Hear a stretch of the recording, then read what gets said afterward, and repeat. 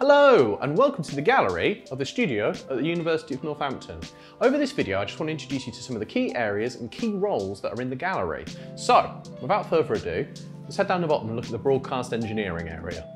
Alright, so here we are in the broadcast engineering area. So the broadcast engineer's job is to make sure that the cameras are balanced with each other in both colour, temperature and exposure. You can see they've got two monitors. One monitor shows what's going out live and 3 of the cameras at the same time. And this larger broadcast calibrated monitor is for looking at each individual camera separately.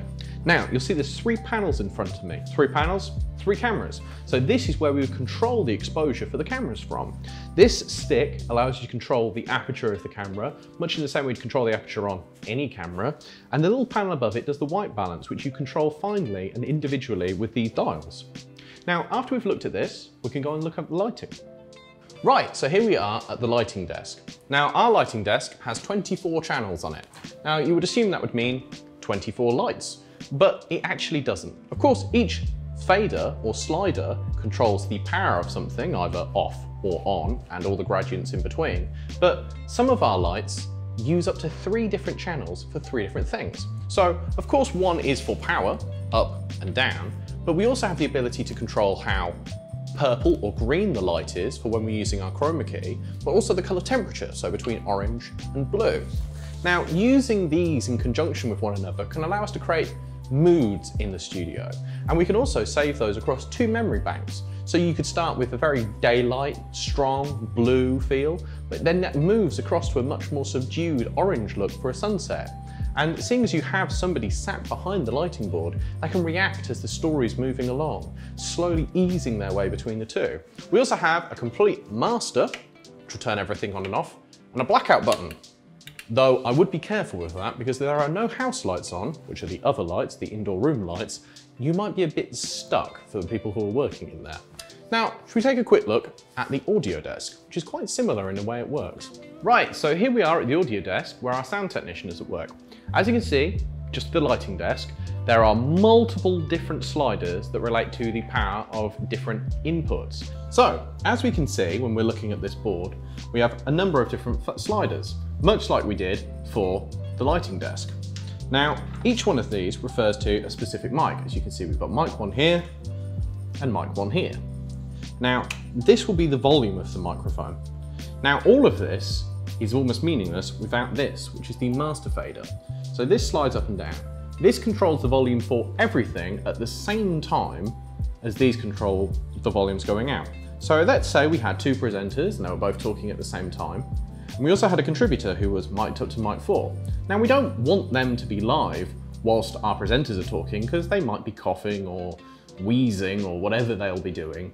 So we need to leave them down. But as you saw with the monitor up here, we know that when there are cameras on them and they're live, our sound desk operator can fade them in and they can speak. Now, once their piece is done, they can be faded back down. And then we might bring in the radio studio or say one of the DDRs, which is for your VTs, and we'll fade that up and we'll bring everyone else down and then they're ready to go. It's nice, it's simple, and it's easy. Now, obviously, we'll be using TalkBack, which if you haven't seen before, everyone is wearing a headset they can speak into, but they can also hear what everyone else with a headset on is saying. Now, importantly, this is the line of communication between the gallery and the studio, and it most importantly needs to go out to the floor manager. Now, the floor manager is on a wireless headset, and it's the sound technician or sound operator's prerogative that when they arrive, they must press the number 4 button on here, or it's number 2, depending on which unit it is. You can tell by looking at the sticker. And that allows that communication to be established between the floor and the gallery.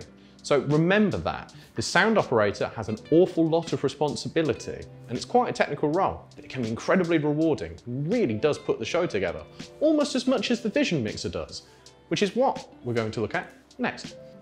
So here we are, the Vision Mixing desk. Now, I know it looks a bit complex and a bit intricate, and some of you were enticed by that challenge, and others may be already thinking of their excuses to do something else, but it's not actually as complicated as it looks. So when we look at here, we've got a preview row and a program row, and you can see that they're all labeled for the inputs on the TriCaster. So we have a number of different cameras, and we also have DDR1 and some virtual studios. Now, what we like to do is we preview in green, which means that we bring it up ready to see what we're going to go to next, and then we can hit the take button. Now, you could hit the red buttons above it, which is what we call hot cutting, but it can be a bit dicey, especially if you're going to cut to a camera and somebody suddenly walks in front of it because it's not hot or it's not previewed before then.